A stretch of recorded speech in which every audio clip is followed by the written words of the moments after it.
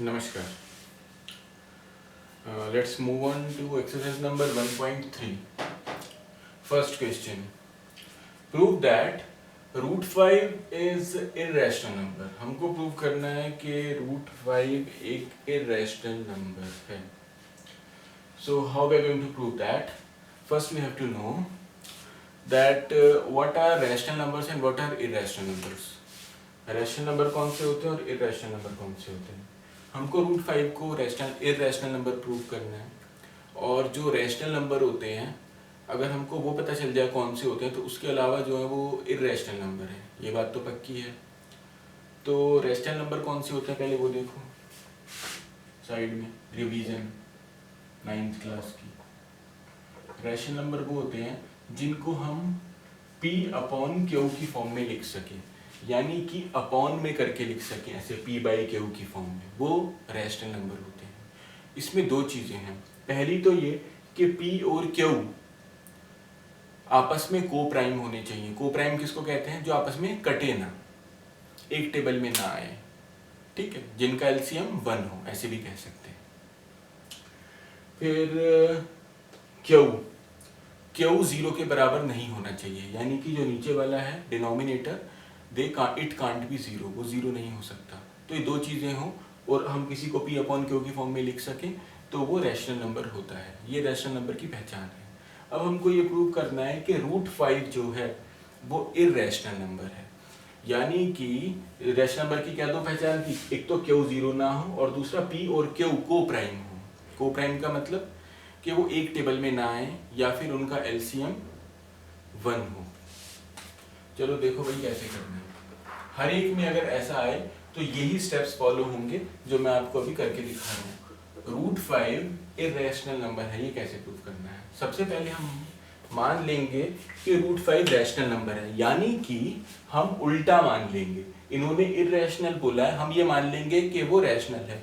जो कुछ भी दे रखा हो उससे उल्टा मानो. इसको कहा जाता है कॉन्ट्राडिक्टरी मेथड, यानी कि विरोधाभासिक मेथड. तो भाई जो कॉन्ट्राडिक्टरी मेथड होता है, विरोधाभास होता है, उसका ये मतलब होता है कि अगर हम उल्टा मान ले पहले ही और लास्ट में हम ऐसी चीज पे पहुंच जाएं जो हो ही नहीं सकती, तो इसका मतलब हमने जो पहले माना था वो गलत था.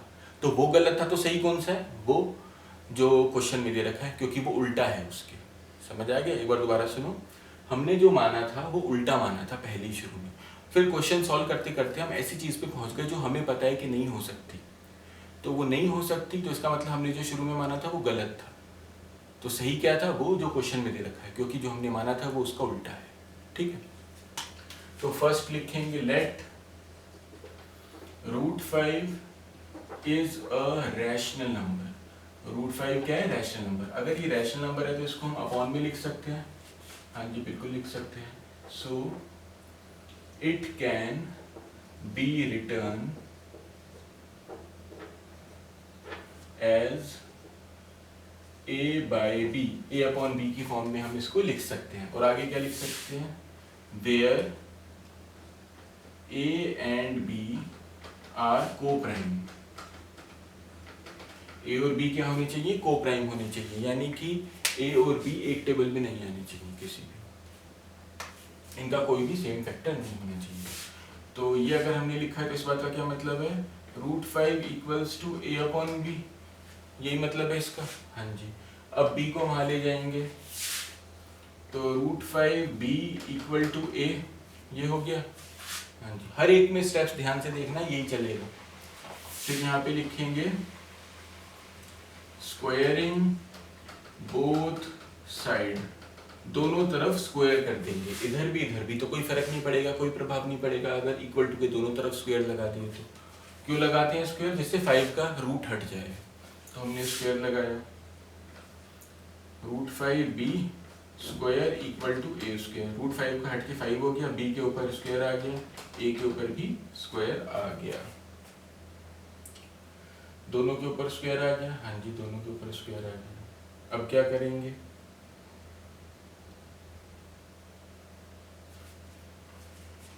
अब अगर A स्क्वायर यहां से उठ के नीचे आ जाए तो इस बात से हमको क्या पता चलता है? यहाँ पे क्या बचेगा?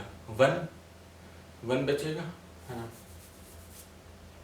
मान लो कि जो ए स्क्वायर है वो 1 के साथ मल्टीप्लिकेशन में है, तो ये यहाँ आ जाएगा। तो इस बात से क्या पता चलता है, a square is divisible by 5, a square 5 के साथ डिवाइड में है। इस स्टेटमेंट से हमको ये पता चलता है ए स्क्वायर जो है इस साइड जो है वो 5 के साथ डिवाइड में है। क्यों? क्योंकि ये मल्टीप्लाई में है 1 के साथ। अगर मैं इसको यहाँ नीचे ले आऊँ, क्योंकि मल्टीप्लाई में तो वहाँ जाकर डिवाइड में हो जाएगा, तो 5b square upon a square equal to 1 हो जाएगा। और अगर किसी को अपॉन में लिख के 1 आता है काट के, तो इसका मतलब उनके बीच में कोई ऐसे नंबर्स होते हैं जो आपस में डिवाइड हो रहे होते हैं। तो यानी कि हम ये कह सकते हैं 5 is divisible bye A square, 5 is divisible bye A square, है ना। तो लिखो इसको, या फिर ए स्क्वायर इज डिविजिबल बाय 5, है ना। इसको यहाँ ऐसे लिख देते हैं इस स्टेटमेंट के आगे, a square is divisible by 5, a square 5 से डिविजिबल है। तो अगर ए स्क्वायर 5 से डिविजिबल है तो ए भी होगा। अगली स्टेप में लिखो a is also divisible by 5, a भी 5 से डिविजिबल है ना। तो a स्क्वायर 5 से डिविजिबल है, a भी 5 से डिविजिबल है। ये आपकी बन गई इक्वेशन नंबर 1, ठीक है। अब अगर a 5 से डिविजिबल है तो इस बात का क्या मतलब है? इस बात का ये मतलब है कि a बराबर होगा 5k के। k क्या है? कोई भी नंबर, कोई भी कांस्टेंट, यहाँ लिख देंगे अभी हम। k is any number, k is any integer, इसके बराबर होगा। मतलब अगर वो उससे डिविजिबल है तो इस बात का मतलब है वो उसके टेबल में आता है। अब जरूरी नहीं कि a इक्वल टू 5 हो, 5 1 पे ही आए, 2 पे भी आ सकता है। अगर 2 पे आएगा 5 to the 10 तो भी वो उससे कट जाएगा। तो उस केस में k क्या होगा? 2। अगर 3 पे 15 पे आएगा तो k 3 होगा। अगर 4 पे आएगा तो 20। हमको नहीं पता कि कितने पे आएगा, तो इसीलिए हमने k लिख दिया, ठीक है। यहाँ पे a की जगह k कर दो, गलती से मैंने a लिख दिया, ठीक है। k is any integer, a equal to 5 के ऐसे लिखा जा सकता है। हाँ जी, बिल्कुल लिखा जा सकता है। अब इस a की वैल्यू को हम इक्वेशन नंबर 1 में पुट कर सकते हैं। हाँ जी, करो। तो हमने a की वैल्यू को इक्वेशन नंबर 1 में पुट किया, b स्क्वायर यहाँ लिख दो, put the value of a in equation 1। Equation 1 में a की वैल्यू को पुट किया तो हमको मिला 5b square equal to a square था, a क्या है 5k, equal to 5k square. हाँ जी, तो यहाँ हमारा हो गया 5b square equal to 25k square. हाँ जी, यहाँ करते हैं अब आगे। 5b square equal to 25k square. अब 5 से 25 कैंसिल हो जाएगा, 5 बन जा 5, उधर जाएगा तो डिवाइड हो जाएगा ना, या करके दिखाऊं। b square equal to 25k square upon में 5 बन जा 5, 5 5 25, तो हमको मिला b square equal to 5k square. क्या मिला हमको? b square equal to 5k square. तो इस बात से क्या पता चलता है, अगर हम b स्क्वायर को यहाँ नीचे ले आए तो यहाँ 1 हो जाएगा, जैसे यहाँ हुआ था, है ना। इधर कहाँ हुआ था? ये कहाँ, इधर हुआ था। इधर हम a स्क्वायर को यहाँ लेके आए थे तो 1 हो गया था इधर, और हमको ये पता चला था कि a square is divisible by 5। ऐसे यहाँ पे यदि मैं b स्क्वायर को नीचे ले आऊँ तो यहाँ 1 हो जाएगा, और इससे हमको ये पता चलेगा कि जो b स्क्वायर है वो 5 से डिविजिबल है। तो यहाँ भी यही लिखेंगे, b square is divisible by 5 से डिविजिबल है। तो इसका क्या मतलब है? b भी 5 से डिविजिबल होगा, b is also divisible by 5, b भी 5 से डिविजिबल होगा। अब देखो a भी 5 से डिविजिबल है, b भी 5 से डिविजिबल है, यानी कि ये दोनों एक ही टेबल में आ रहे हैं। किसके टेबल में आ रहे हैं? 5 के टेबल में आ रहे हैं। और मैंने शुरू में क्या माना था? शुरू में माना था where a and b are coprime, a और b एक टेबल में नहीं आते किसी के में, लेकिन हमने देखा दोनों एक के टेबल में आ रहे हैं, 5 के टेबल में आ रहे हैं। तो इसका मतलब हमने जो शुरू में माना था वो क्या था? गलत था। शुरू में क्या माना था? √5 इज रैशनल, तो √5 रैशनल नहीं है, वो हमने गलत माना था। क्या है वो? इररेशनल है। तो अब देखो कैसे लिखेंगे, ये इक्वेशन नंबर 2 हो गई। ऐसे लिखेंगे, both b and a are factors of 5। Factors कह रहा हूँ, आर मल्टीपल्स ऑफ 5, 5 के मल्टीपल्स हैं, यानी कि 5 के टेबल में आते हैं। सो इट कॉन्ट्राडिक्ट, कॉन्ट्राडिक्ट का मतलब होता है विरोधाभास,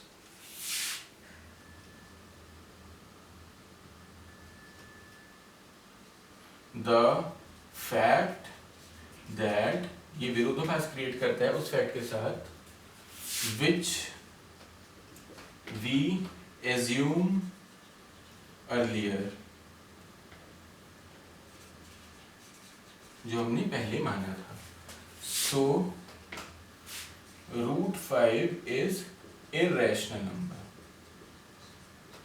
बार बार देखना है वीडियो को रिवाइंड कर करके, जिससे दिमाग में बैठ जाए ना। पॉज करो, स्क्रीनशॉट लो, बार बार मेरी बात सुनो और फिर नोट करो।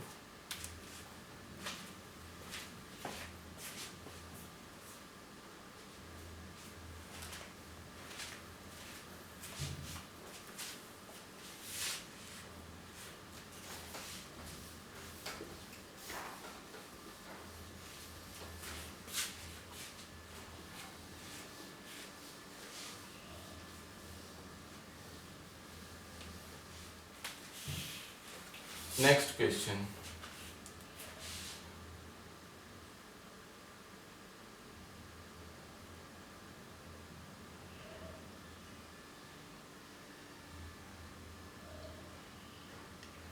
नेक्स्ट क्वेश्चन में, क्वेश्चन नंबर 2 में वो क्या कह रहे हैं देखो, बहुत आसान है, ज़्यादा मुश्किल नहीं है।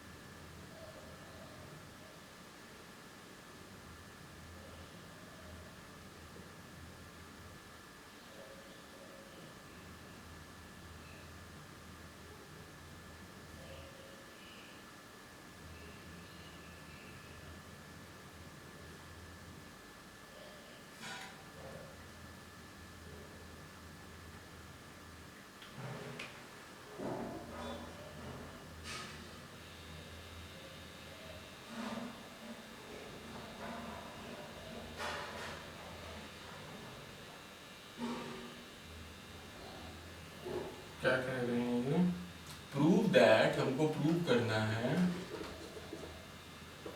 3 + 2 √5 इज इररेशनल। एक तो मोबाइल में छोटा छोटा लिखा होता है, और दूसरी बात ये कि निकालने में बड़ी दिक्कत होती है कि कहाँ पे था, कौन सा क्वेश्चन था। तो ये हमको कह रहे हैं प्रूव दैट 3 + 2 √5 इज इररेशनल, ये इररेशनल है। तो देखो भाई कैसे होगा,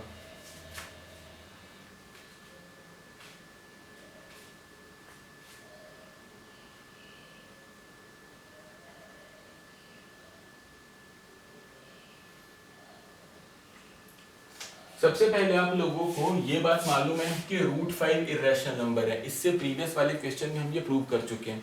अगर मान लो यहाँ पे √5 की जगह √2 होता, तो भी आपको सेम प्रोसीजर जो हमने √5 में किया था वही करके इसको इररेशनल प्रूव करना होता। तो अब आपको ये क्वेश्चन कैसे करना है, ध्यान से सुनना, खुद ही करना है। सबसे पहले हम देखेंगे कि किसको इररेशनल प्रूव करना है। इस पूरे को इररेशनल प्रूव करना है। इसके अंदर रूट है, हाँ जी है, कहाँ पे है, 5 पे है, तो 5 है। तो हम खाली √5 को क्या प्रूव करेंगे, इररेशनल। जो पहले वाला क्वेश्चन था बिल्कुल वही एज इट इज उतार देंगे, तो √5 इररेशनल हो गया। फिर उसके बाद इस पूरे को करेंगे, कैसे,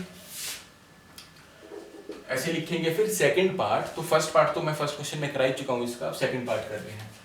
लेट 3 + 2 √5 इज रैशनल। यहां पे भी उल्टा मानेंगे कि ये रैशनल है। यदि ये रैशनल है तो इसको कैसे लिख सकते हैं, 3 + 2 √5 = a/b, ऐसे करके लिख सकते हैं इसको, हाँ लिख सकते हैं ना इसको ऐसे, हाँ जी ऐसे करके लिखा जा सकता है। फिर हम क्या लिखेंगे, वी नो दैट, क्योंकि ऊपर हम √5 को कर चुके होंगे, √5 इज इर्रेशनल। सो क्योंकि √5 इर्रेशनल है तो इसीलिए it contradict with the fact which we assume in equation 1 में, यानी कि इसमें हमने जो एज्यूम किया था कि ये रैशनल है, ये गलत है, क्योंकि √5 तो हम पहले ही प्रूव कर चुके हैं कि ये रैशनल है, तो इसीलिए ये पूरा भी क्या हो गया, irrational. So 3 + 2 √5 is irrational. Okay, note कर लो इसको।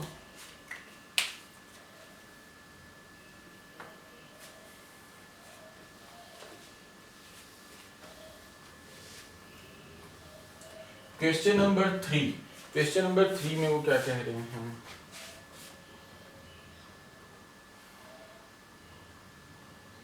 क्वेश्चन नंबर 3 मिल जाए, ये रहा।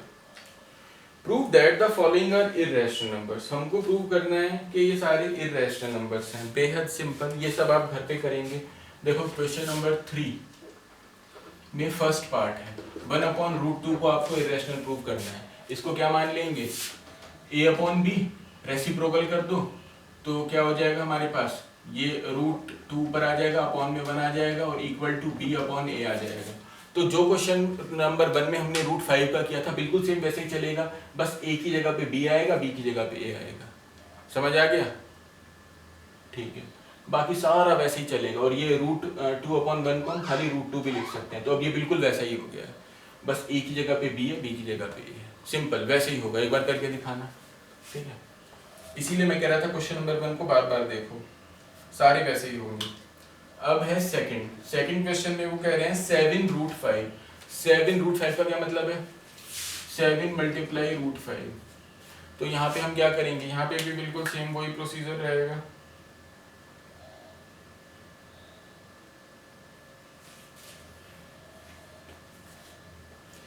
यहाँ पे भी सेम सिंपल वही प्रोसीजर रहेगा। देखो भाई इसमें कैसे करेंगे, 7√5 = a/b। 7√5 को हम ऐसे लिख सकते हैं a/b करके, हाँ जी बिल्कुल लिखा जा सकता है। अब 7 को यहाँ ले आएंगे तो √5 = a/7b, इसके बराबर हो गया है ना, a/7b करके। अब देखो √5 को हम प्रीवियस क्वेश्चन में, फर्स्ट वाले क्वेश्चन में पहले ही इरेशनल प्रूफ कर चुके हैं, लेकिन यहाँ पे ये दिखा रहा है कि रैशनल है, तो इसका मतलब ये गलत है, ये पूरा का पूरा क्या हो गया, इरेशनल। ध्यान से सुनो दोबारा से, 7√5 हमारे पास लिखा था, अगर मान लो 7√2 भी लिखा होता तो क्या करते हम, ये जो √5 है या √2 है, इसको हम अकेले को पहले इरेशनल प्रूफ कर देते क्वेश्चन नंबर 1 की तरह, वो पहला पार्ट हो गया। फिर सेकंड पार्ट में ऐसे करते 7√5 = a/b, है ना, ऐसे लिख लेना ऊपर, let it is a rational number, है ना, इसको रैशनल मान लेते हैं, उल्टा मानना है।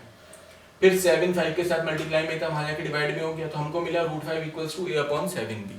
√5 = a/7b मिल गया। अब क्योंकि पहले वाले में हम ये प्रूव कर चुके हैं ये इरेशनल है, तो वो क्या इरेशनल है, √5 इरेशनल है, ये हम प्रूव कर चुके हैं। तो इरेशनल है तो उसको अपॉन में करके तो नहीं लिख सकते ना, इरेशनल नंबर को अपॉन में नहीं लिख सकते, केवल रैशनल नंबर को ही अपॉन में लिख सकते हैं, p/q की फॉर्म में। p/q कह लो, a/b कह लो, एक ही बात है, तो उसकी फॉर्म में हम लिख सकते हैं। तो यहाँ पे √5 = a/7p है ना, 7b, तो 7b पूरा हमारा q हो गया, a हमारा p हो गया। तो √5 को तो हमने ऐसे लिखा हुआ, जबकि हमको पता है वो इरेशनल है, हम उसको ऐसे नहीं लिख सकते। तो इसीलिए it contradict with the fact that √5 is irrational number. √5 irrational number है, इस फैक्ट से ये कॉन्ट्राडिक्ट कर रहे हैं, तो इसी वजह से ये इरेशनल है, ये हमको पता चल चुका है पूरा का पूरा। कौन सा, 7√5 भी इरेशनल है। √5 का तो हमने पहले देख लिया कि इरेशनल है, फिर 7 को जब हमने पुट किया तो √5 भी अपॉन में आ रहा था, तो वो तो गलत है, तो इसलिए वो इरेशनल है। समझ आ गया, इसको लिखना है, बिल्कुल वही वाले स्टेटमेंट्स लिखनी है जो फर्स्ट वाले में लास्ट में लिखवाई थी, ठीक है।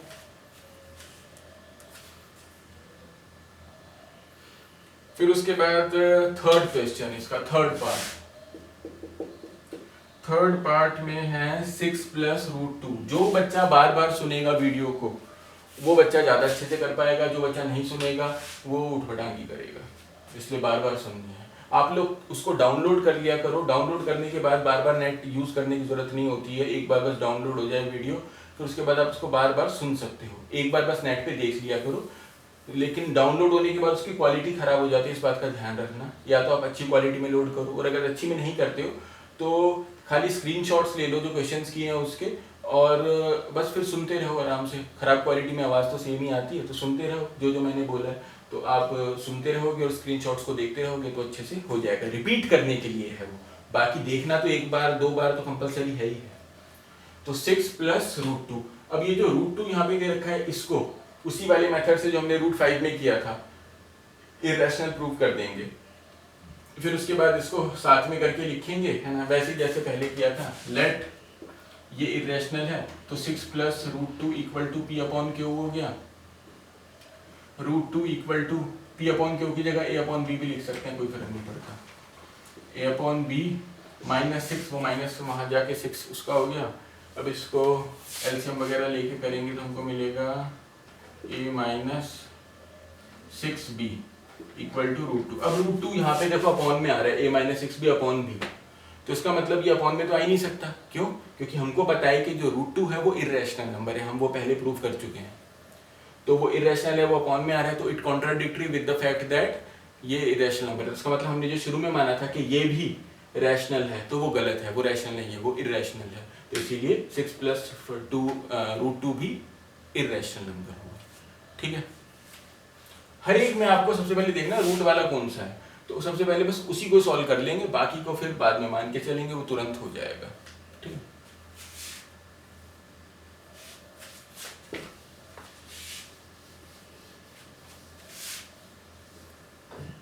और खुद करना है, इस बात का ध्यान रखना, इधर उधर से चीट चाट ना करना। नेक्स्ट क्वेश्चन हमारी एक्सरसाइज खत्म हो गई है इसी क्वेश्चन के साथ। अब एक्सरसाइज नंबर 1.4 को देखते हैं, बेहद सिंपल है, एक क्वेश्चन तो करेंगे इसका। तो एक्सरसाइज नंबर 1.4,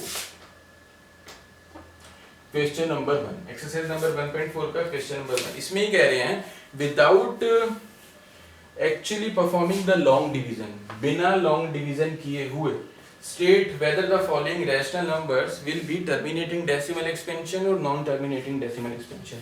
इनमें से कौन सा टर्मिनेटिंग है और कौन सा नॉन टर्मिनेटिंग है। देखो भाई, पहचानते कैसे हैं कि कौन सा टर्मिनेटिंग है और कौन सा नॉन टर्मिनेटिंग, ध्यान से देखना।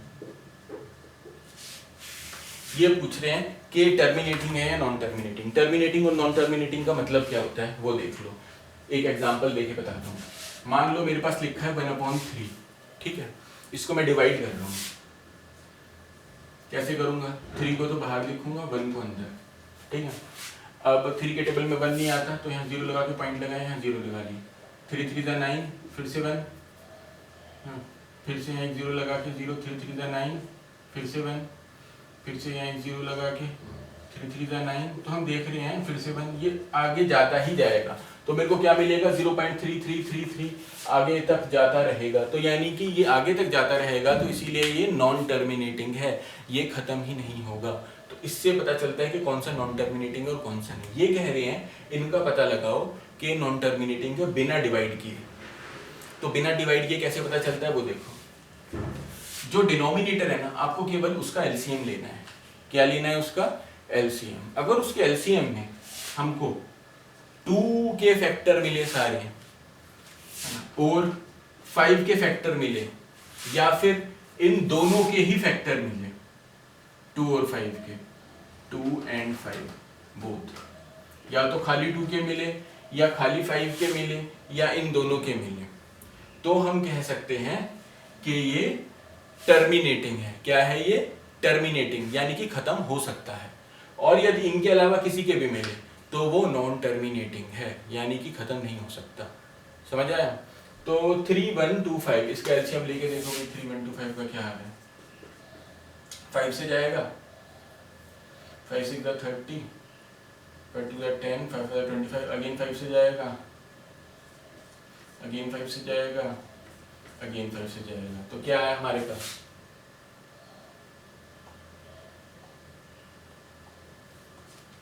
नहीं, यहाँ पे थोड़ा गलत हो गया, इसको ठीक कर दीजिए। 7 या 5 10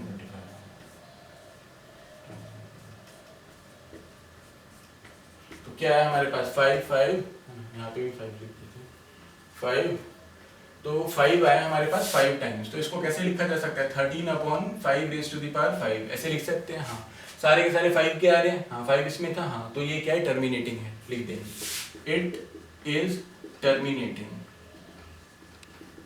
ये टर्मिनेटिंग है। समझ आ गया? ऐसे करके देखना बस एलसीएम लेके। तो इसको करके देखना सबको, जो ना आए वो मेरे से पूछ लेना। अगर इनके अलावा और कोई से भी आए तो वो नॉन टर्मिनेटिंग होगा। कितने क्वेश्चन है फर्स्ट के, कितने पार्ट्स हैं? 10 पार्ट है फर्स्ट के। वो सारे 10 के 10 करके दिखाना बेहद सिंपल है, ज़्यादा कुछ दिक्कत की बात ही नहीं है। बस डिनोमिनेटर का एलसीएम लेके देखना है, छोटे बच्चों वाला खेल। ठीक है, तो ये सारा का सारा काम आपको करके मेरे को भेजना है। जो फर्स्ट क्वेश्चन मैंने कराया था इससे प्रीवियस वाले एक्सरसाइज का, उसको बार बार देखना, क्योंकि वो जो है वो बेस है। उसके बाद ही आप आगे क्वेश्चन सॉल्व कर सकते हैं, वो समझ आना चाहिए अच्छे से। ठीक है, तो बार बार देख के ही आएगा, एक बारी में नहीं आता है। और क्वेश्चंस बार बार पढ़ना, जो भी क्वेश्चंस है उनको बार बार पढ़ना, जिससे आपके दिमाग में बैठ जाए वो कि किसका कैसे आंसर होता है। ठीक है, नमस्कार।